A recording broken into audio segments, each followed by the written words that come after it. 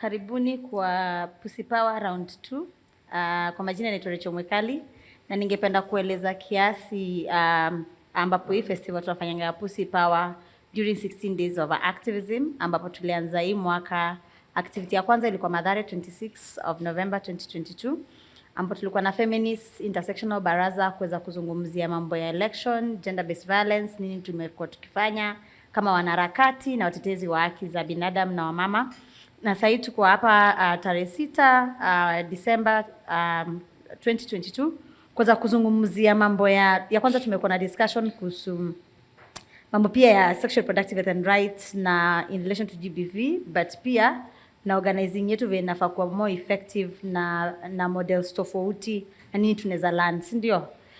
Tuko na hii discussion ya pia iko na audience ya podcast yenye inahusishwa na Coalition for Grassroots Human Defender na pia Usawa podcast. Na niko na wageni wangu hapa, watu wa nguvu sana.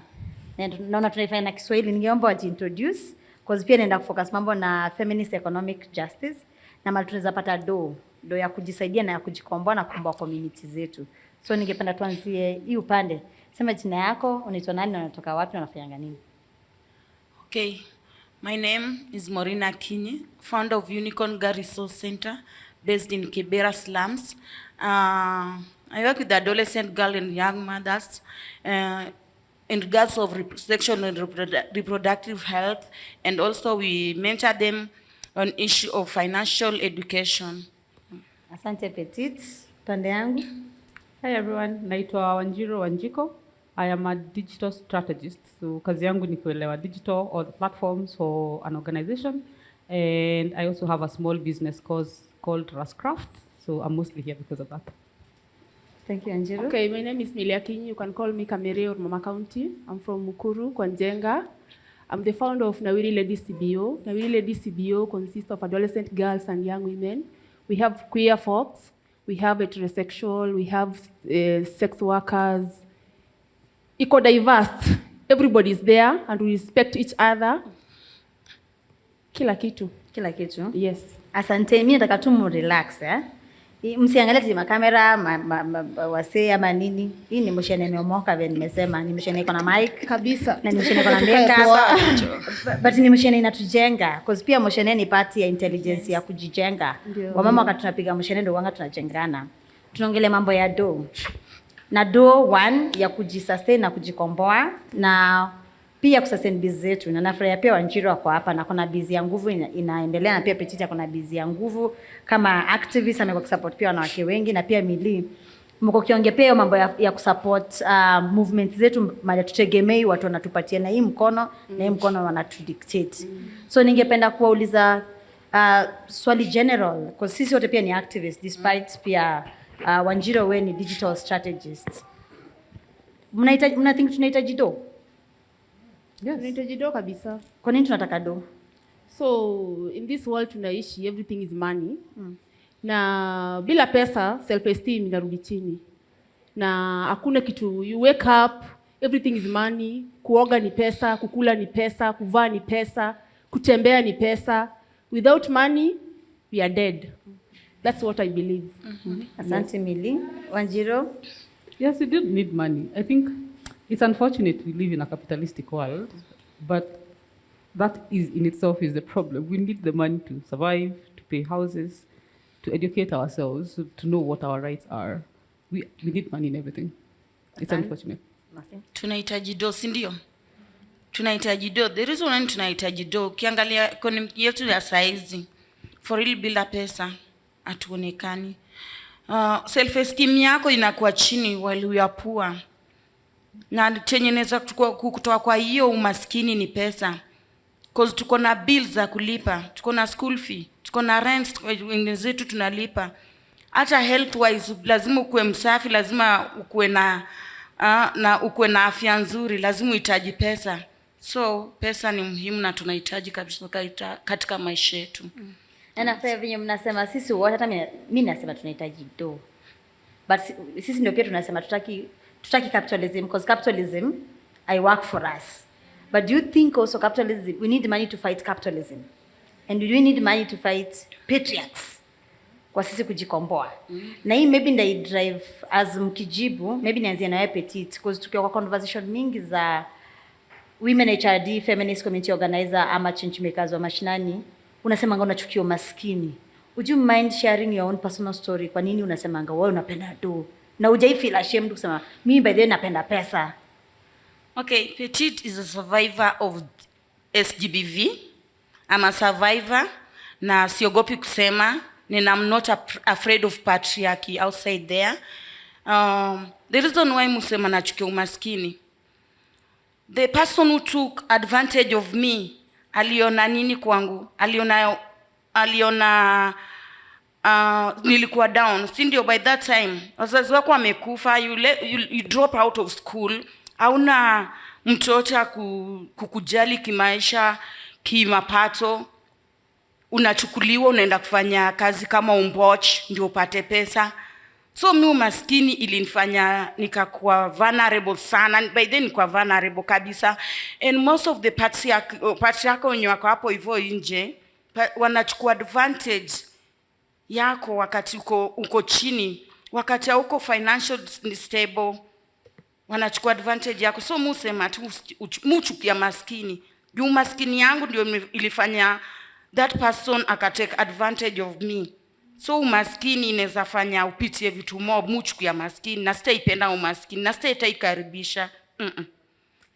So wangu unafanya biashara gani Petit? Apart from activism, wangu unafanya biashara gani?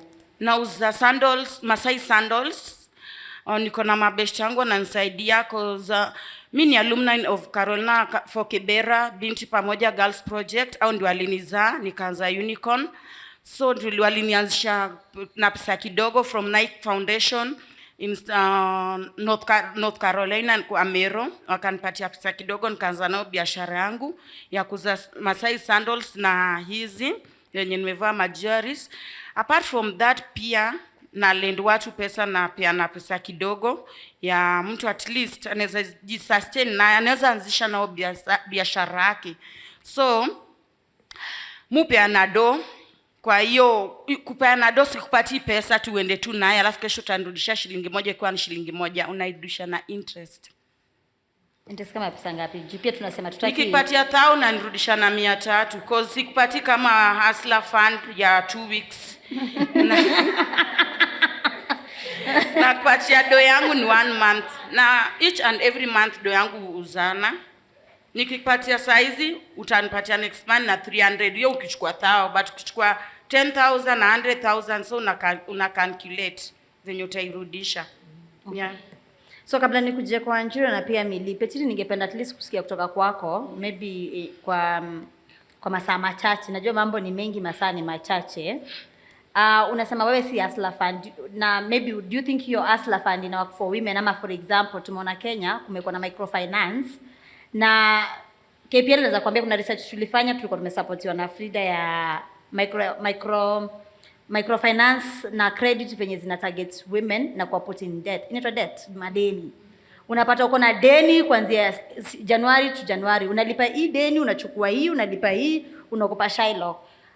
Na Shylock wakikuja wanakujanga na oppressive way ya kufanya mtu na angalia kama mama wengi tunakuwa na stress most of the time because venye unatishwa maisha. Na wewe ni activist na wewe ni feminist. Umeka modality gani na mtu ya kulipa pesa, sisi tunampeleka ile stress mtu. Shylock napeleka ama Equity napeleka mtu, hizi capitalism organization. Okay. First mimi hakuna mtu, I think kuna ma beneficiaries kwa hii nyumba wenye nishawapatia do. Sipelekangi mtu na hiyo mtaratara venye Recha amesema watu wengine wanatupeleka, si ndio? Ukichukua pesa yangu, first of all unajua unaenda kufanyia nini. Usiende kuchezea pesa yangu. Cause pia tunafanya follow up. Usichukue pesa yangu kesho unaenda nao mrando, unaenda nao happy. Hata kwangu as a feminist inibambi na nirudisha chini cause sija kujenga kimaisha. So saizi tuko na chief ni best yetu sana wenye wako hapa hivyo nyajua chief yetu. So akina chief tuko na form ya tuko na agreement form yenye tunaenda unaandika na nitua ile tu agreement form kila mtu anajua, si ndio? Kuchukua tu details zako. Mimi sitakuuliza kama uko na shamba au cha na niko nayo hapa Nairobi, cause sitapanda gari niende Uchakuwenyu kwenda kuangalia shambeni, si ndio? Niko nayo hapa Nairobi, nachukua details kama telephone number, official names, ID number. ID yako sitabeba, sienda nayo cause nitaenda nayo wapi? Na maybe kesho hii ID yako juu umechukua hii ID yako ndio bado unaenda kutafuta nayo maybe pesa pahali, ama unaenda kutafuta nayo kazi pahali, si ndio? So hivyo ndio work. Na mtu usipolipa na dunini? Mtu usipolipa yenyewe, by the way, hiyo ni challenge, Rachel. Hiyo is a very challenging question that inanisumbua cause napata mtu alichukua like 3 years ago na still ako na hiyo pesa. It's so challenging.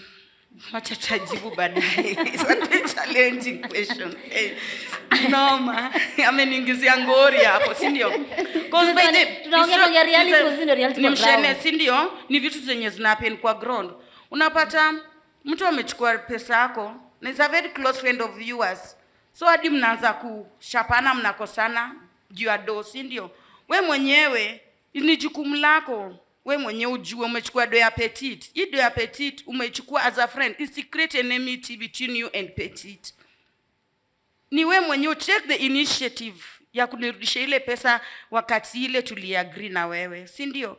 So kuna watu wengi wajanilipa pesa yangu na kuna watu wengi wamekwama na do yangu, Rachel. Siwezi kataa, si ndio? So I think is upon us. Stop calling yourself you are a feminist. Na wewe mwenyewe ndio unadhulumu right ya huyu another feminist mwenye ako kando yako anakupatia. Wewe mwenyewe unadhulumu right yake. Kama wewe mwenyewe ni feminist, jua tu feminism ni ideology na respect. Asante. Tupige Petit makofi. So nakuja kwa Wanjiru, na najua Wanjiru umekuwa kuinspire sana na biashara yako ya online na wewe mwenyewe kuwa pia ma digital strategist. Maybe unaweza tuambia nini ilikuinspire waze biashara yako, na pia also being a young woman. Najua hapa kuna a lot of young women ama activists wenye wanasema hii biashara ya kutafuta na dona tumechoka, iko kwa international beggars, tumechoka. Tunataka tuko na pesa zetu zile tunaweza jifanya. Tukiamua leo tunaenda dunda, tukiamua leo tunachukua pesa zetu tunaweka kwa biashara, ni biashara. Ama tunaweza jifanya pia si wenyewe kwa na biashara zetu zile zina work for us. Ama tunaweza kuwa na our own feminist economy enye tuna control our own, tukiwa na resources tuna control what we need to do and what we need to invest on. Maybe tuambie kwa nini ulianza hiyo biashara, na pia unaweza advise watu wangapi hapa kwa hii unaweza advise aje wanawake kutumia online spaces? Okay. So Rascraft, how it started, nilikuwa napenda ku create art with my hands, and it's not like complicated art. And you have beautiful hair. Thank you. So nilikuwa nataka ku find a space where when I'm not doing employment, I can create things that I actually quite like and things that are beautiful nilianza for my own house.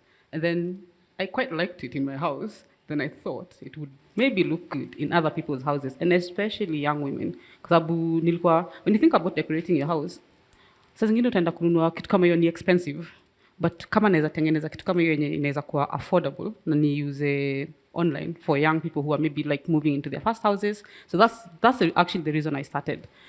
So nikaanza kutengeneza baskets, laundry baskets, and that's just recycling. Easy baskets zinakujanga kama zimeleta dawa Kenya. So they are gotten in industrial area, nakuja nanunua fabric, River Road, nazitengeneza. And then uteo, I paint them. So uteo ni Karioko, you paint them and they become like very beautiful art. Na zile embroidery loops za kutengeneza vitambaa za viti. So I made a set for myself, and then nikauzia rafiki yangu. And then I figured, unajua, when you think about any business, unaweza kuwa na supermarket ama duka.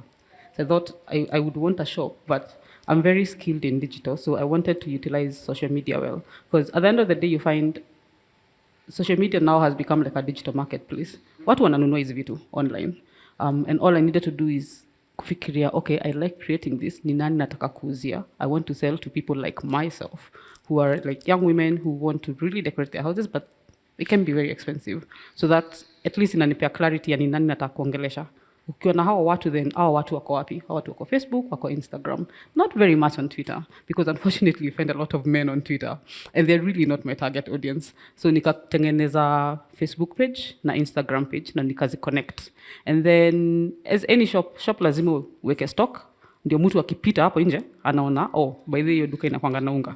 So on Facebook I started to take like photos and videos and post at least thrice a week, ndio mtu hata kama hununui unaweza pita uone uko nikipata pesa end month naweza pita hapo hivyo ni buy. So your consistency in posting, consistency in just taking like very short videos and photos in my house. And ultimate, I think the advantage I have is I've been in the digital world for a while, so like now adding other things like ku boost ndio watu wengi waone, isionekane tu na mtu mmoja. And then sasa nikaanza pia kuongea na marafiki wangu wengine wenye wanatumia their digital platforms. So I have a friend of mine who knits sweaters. Anaongelesha kina nani ni platform gani zingine other than Facebook anatumia. So like you find out there are other platforms that you can use.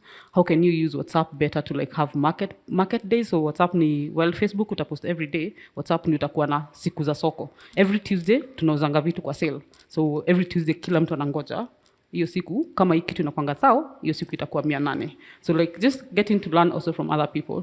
And then so that's how I started. And then on the other side I discovered, because I'm really good at it, I started teaching people how to utilize them now. Like I think sometime in 2020, 2021 if you have a small business, you can come to me. I'll show you how to create your online shop, how to go about Instagram marketing, how to go about kwenda kwa hizo soko pop-up markets zina happen, how to go about paid promotion. So I did that for a while. For a few of my female friends were doing that, and I still do it every so often. I think you know this. Yeah. I don't know if I've answered your question. You have answered, but maybe ningependa ueleze kwa sababu pia hapa kuna wanawake wengi wako kwa biashara. Wengine wanapika chapo, wengine wanauza manguo, wengine wanauza njugu. Wengine pia kama kina Gineta wako pia within the digital space ya online. Au wanaweza tumiaje hiyo online zo tips unasema unaweza waambia kuweza, na kama Petita anauza viatu, kuweza kuelevate hiyo kazi yao ikuwe much better. Like tumekama pia CGHRD we are selling t-shirt kama merchandise. What are those tips unaweza tuambia? You can use this in digital space to ensure like unapata customer na clients, kuweza kupata hiyo pesa. Na pia the other question would be, na wenye yuko digital spaces, wenye wana access ya digital spaces ama simu, wanaweza fanyaje biashara yao ikuwe better? Okay.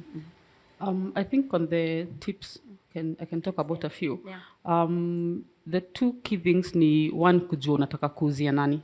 Kwa sababu si kila mtu wako on every channel. So kama ni the sandals and unataka kuuzia dem, most probably utapata dem Facebook na most probably utapata dem Instagram. Unaweza pata pia dem Twitter, but that is not your first priority. So ni unataka kuuzia nani? Kama ni baskets zangu, kwa sababu my baskets are huge, najua ni za watu wenye they either have young kids, so au watu nitawapata Facebook. So ni get to at the very beginning, ukianza tu jua ni nani unataka kuongelesha na ni nani unataka kuuzia. Ndio pia sasa hata when you are writing your captions unajua wenye unasema. So nikitaka kuongelesha Mwikali nitamshow hii, hata unaweza weka merchandise zako for when you're moving around. Nikitaka kuongelesha mtu mwenye akona mtoto nitamwambia how you can use this is to put the toys. So you have to know who you're talking to, then it narrows the platforms then. So hauta panic useme oh my god nahitaji pia kupost Twitter. Unajua mimi nataka kuanza Facebook halafu niende Instagram. And then maybe after that then the next thing ni watu wengine wanaifanyaje. Kwa sababu you know how they say there's no reinventing the wheel. Everything you think about doing, someone else has done it. So mtu mwingine anafanyaje. So kama like when I was starting I looked at my friend now who makes the sweaters. Alikuwa na do videos aki knit alafu the final product. So watu learn tu watu wengine wanafanyanga hivi, wanapostingi thrice a week. Even ndio wanapiganga picha zao. And then I think maybe so like picking from those to knowing who you want to talk to and what other people are doing, then jitengeneze ka calendar. Ni mimi on Mondays, kwa sababu ndio watu wanaanza wiki ama at the beginning of the month, labda hiyo time ndio watu wako na do, hiyo time ndio nafanyanga sale, ndio products zangu ziende. In the middle of the month, then maybe I do a bit more posting, ndio watu wakinikumbuka wakipata do at the end of the month. So like hiyo jitengeneze calendar tu yenye you hold yourself accountable to. And then maybe lastly, so many things. Lastly ni easy platforms zina change vipi. Kwa sababu kitu kama Instagram ilianza ikiwa mapicha peke yake, unaweza piga picha. But saa hizi video saizi ndio zinaonekana, which is good actually, kwa sababu sasa unaweza onyesha product yako all through. It does not need to be complicated. Ni okay, hii product hii kiatu mbele inakaa hivi, kando inakaa hivi, and then you unaweza film like on a Saturday and then una schedule your content. Uko na like tu video tudogo tenye una film saa tu ukiwa peke yako, and then moja unaweka Monday, Wednesday na Friday. And then now for the complicated things, look out for people that will teach you. Now like paid promotion and all that. There are people will all, for every 5 person you ask to help you to teach you something new, 1 person will say yes. Of course, there'll be other people who are just not good human beings. But for anything that you don't know, ask. What online wasaidiana? So I think that's what I can say. Hayo kunapata tips. But kuna swali pia moja nimekuuliza before niruke kwa Mili. Kuna mama hapa nyoyo yuko online ama yuko kwa digital spaces. What are some of the tips? Because maybe before kuja digital spaces kuna venye pia unatumia word of mouth. Like unaweza advise aje? Like kuensure like pia biashara hizo zao wanaweza kuwa either wanaweza improve ama wanaweza attract aje customer. I wouldn't say I'm an expert in offline. Given that I'm a digital strategist. But I think the offline element yenye inasaidia ni showing up kwa hizo vitu zina happen. Like just show up too. So kama at the beginning, before COVID ruined a lot of things. Before COVID kulikuwanga na soko ilikuwa ina happen West, na kulikuwanga na soko ilikuwa inaenda Karen. So zingine hautauza vitu mingi, lakini kuenda tu, show up. Ndio next time nikikuja niko like, unajua by then niliona mtu ako na leo yuko like, enda tu, show up tu consistently, and then because the more you show up, the more people talk about among themselves, and the more people will remember. So I think that's the one thing I can say. Asante. Tunaweza pigia Wanjiru makofi. Mili najua pia organize na young pia single mothers na community women na wengi pia kwa biashara, na pia part of hii discussion tukuje tuongelee mambo ya skill share na pia kuweza kuongea mambo ya kutoa biashara yetu from point A to point B ya kuimake collectively big. Ni discussion tumekuwa tukia even from the previous Pussy Power, na hii ndio imeleta pia conversation sisi wote wenyewe kwa mwa pia next year how do we move to ensure like tunapata skills za kufanya biashara za sustain movements zetu. So from your own place na kama founder wa Nawiri CBO, unaangalia hii pia na irada ya funding, unaona ni funding itatuokoa ama ni siku na biashara yetu, ama unafikiria biashara hatuwezi? Kwa sababu vile pia sisi tunajua kuongelesha wasee, si ndio? Kama tuzaongelesha wasee ndio andamane wajipigania right yao, mbona tusiongeleshe watu pia tukiwa na products zetu za kutusupport kufanya biashara zetu zinaendelea? Ama tunahitaji biashara ama tuhitaji biashara? Tunahitaji biashara. So for me, kwanza vile niliwaambia, in Nawiri CBO we are diverse. So we believe that whoever feeds you controls you, and money is power. Now, one of our thematic areas, the GBV SRHR, preceded by economic empowerment, because we believe so many young women or women stay in abusive relationship because of financial constraints. So for us, pesa ni nguvu. Hata kwa Kenya unaona wenye wako na dondo wanasikika. So there's some challenges that we face, like for black tax.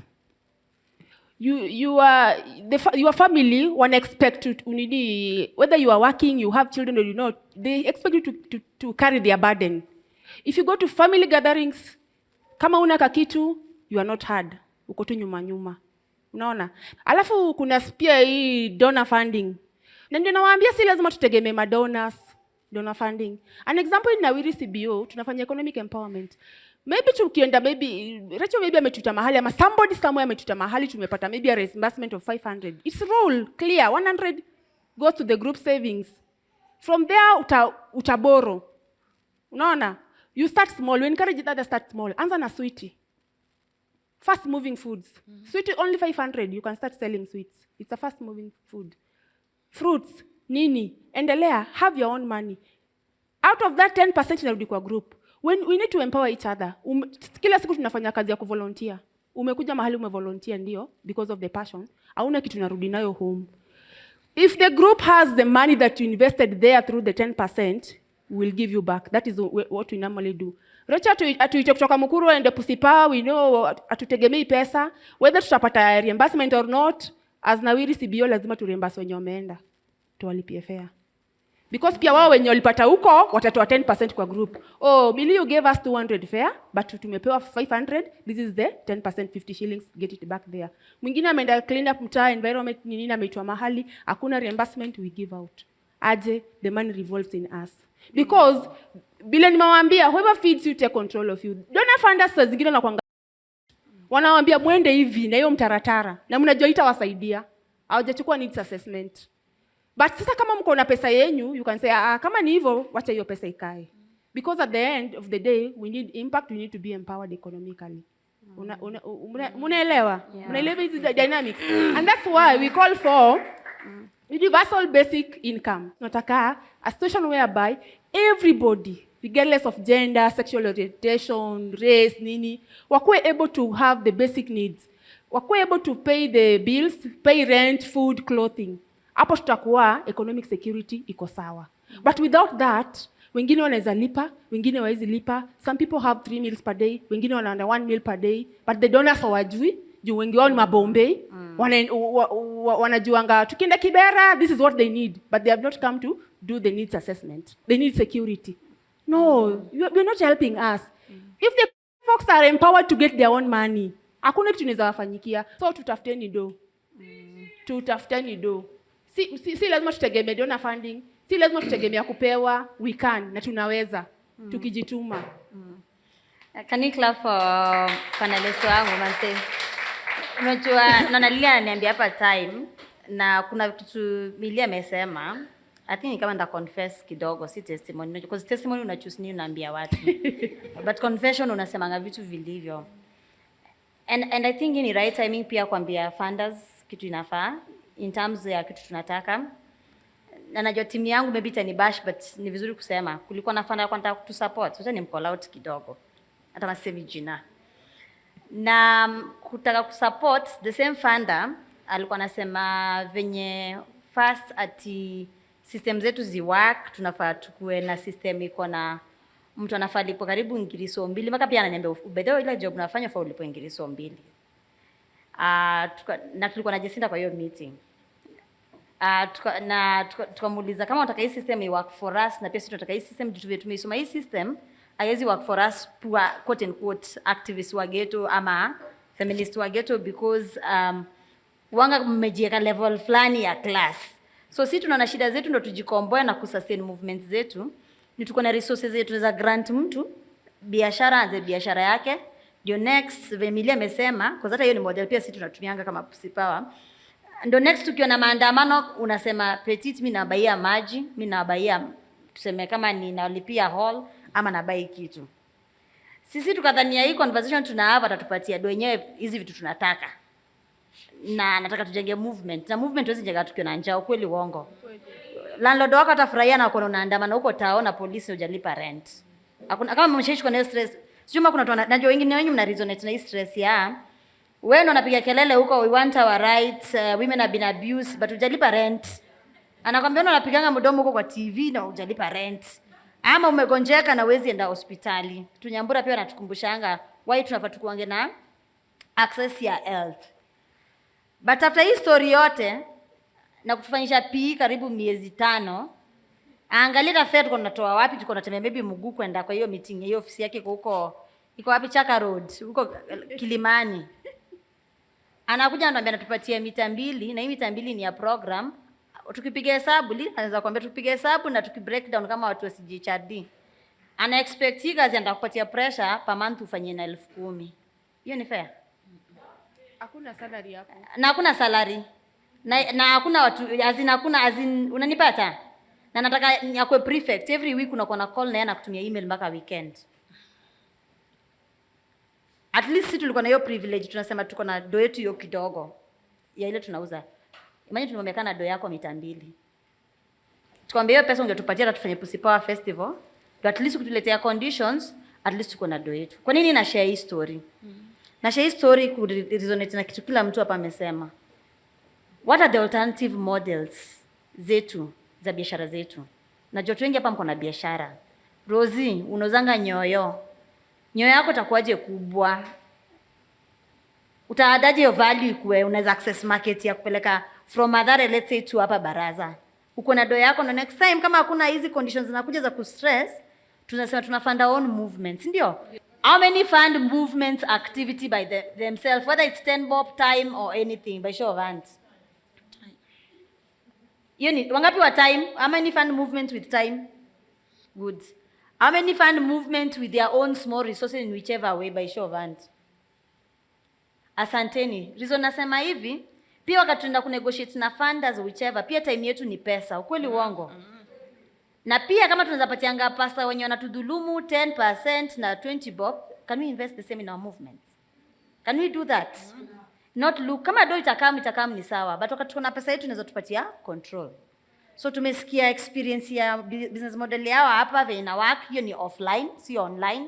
Tumesikia hapa ya Wanjiro pia ya online spaces venye ina work na akapatia mpaka tips. Jona mtu anaandika, hapo mmeandika na mmeshika hizo tips.